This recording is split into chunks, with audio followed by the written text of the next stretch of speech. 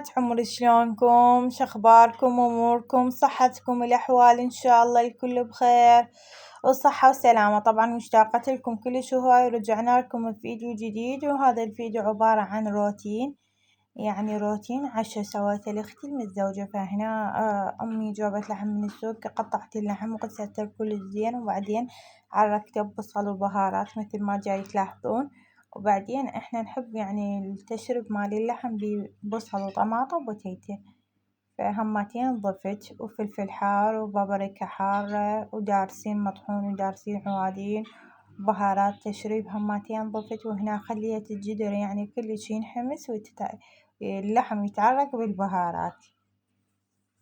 وبعدين ضفت له مي حار، وحتى قشور برتقال همتين ضفت للتشرب ينطي نكهة كلش طيبة.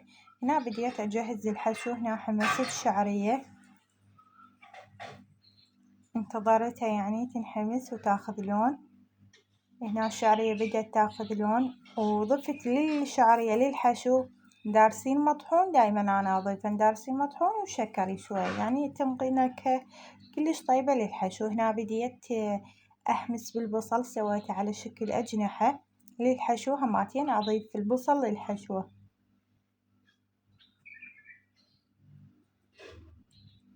وهذا شكل الحشو كمل، بس للأسف طفت الكهرباء وما قدرت يعني أصور لكم البقية. وهنا ضفت هاي العلبة البزارية والجزر. وهنا باللي سويت لهم محلبي، وهماتين رشيت عليه عندي مبروش ملون رشيت عليه. بس أنا للأسف ما قدرت أصور لكم التمن وباقي التفاصيل لأن الكهرباء طفت وجت متأخرة.